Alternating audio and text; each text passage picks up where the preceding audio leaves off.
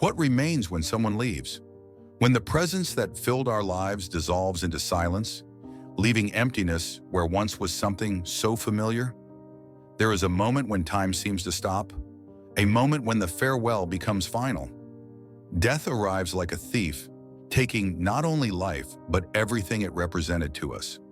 What's left? Only memories, fragments of a story that, suddenly, was interrupted. And it doesn't matter if this person was by our side every day or if they never even knew our name. The pain is real, even when we mourn the loss of someone who touched our lives from afar. The farewell is universal, and mourning, even for those we never knew, also cuts through us and changes us. The death of a pet is equally devastating. That being who was always by our side, silent, yet offering a pure, unconditional love. When they leave, the world loses a bit of its color, and the emptiness they leave behind is as profound as any other goodbye. Death is the hardest goodbye to accept. It carries a permanent absence, and mourning, however cruel it may be, is the path that forces us to live with this reality. Grief is a process that helps us cope with this absence, and it generally goes through several stages, even though it's not a linear journey. Each person experiences grief differently, but the emotions it brings tend to follow familiar patterns. The first reaction many people have when faced with loss is denial. It's that feeling of, this isn't happening, as if reality were suspended for a moment. The mind refuses to accept the magnitude of the loss. Denial can manifest as a kind of emotional numbness, preventing immediate suffering. In this stage, it's common to feel as if the person is still present, as if death were distant or unreal. It's a form of self-protection, an attempt by the brain to buy time to process what has happened. This phase can last minutes, days, or even longer, depending on the person. As denial begins to fade, anger surfaces.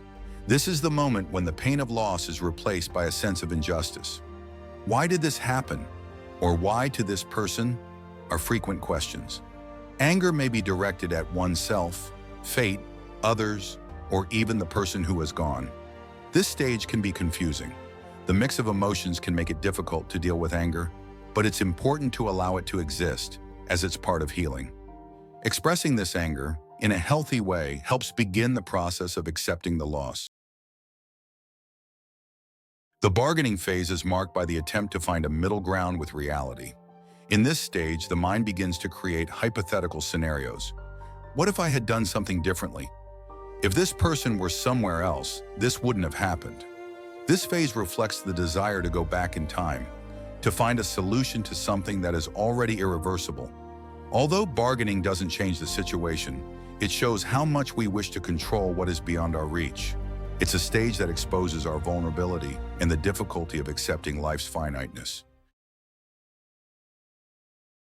In the depression phase, the loss becomes painfully real. Deep sadness takes over, and the person feels the weight of absence. This is when one begins to fully realize the impact the death will have on their life, on the future without that presence. It's the moment of greatest introspection, and the sadness can feel overwhelming. It's important to remember that this phase is not a sign of weakness or something that needs to be quickly overcome. The pain is a natural response to loss, and depression is the way the mind finds to process the new reality. In this stage, emotional support from friends, family, or professionals can be crucial.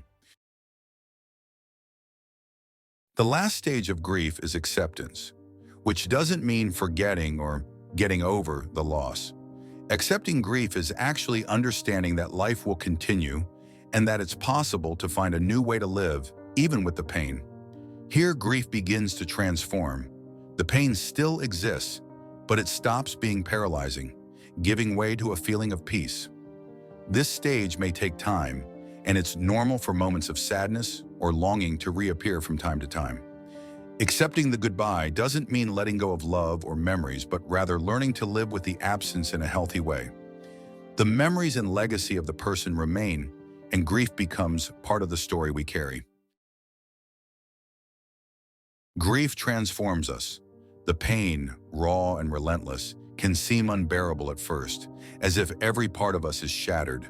And perhaps that pain never completely disappears, but over time, we learn to carry it. It becomes a silent companion that reminds us of the priceless value of every moment, every laugh, every look we shared. Those who have left do not vanish. They live on in our memories, in the subtlest details of our daily lives, in the gestures we inherit, in the stories we tell.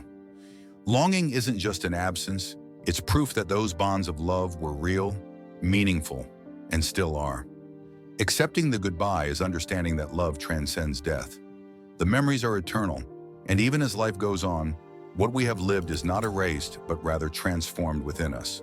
Because in the end, the greatest tribute we can pay to those we love is to keep going, to move forward even with tears in our eyes, carrying everything they left us. Every memory, every lesson, every gesture, they all live in us, and that is how they remain.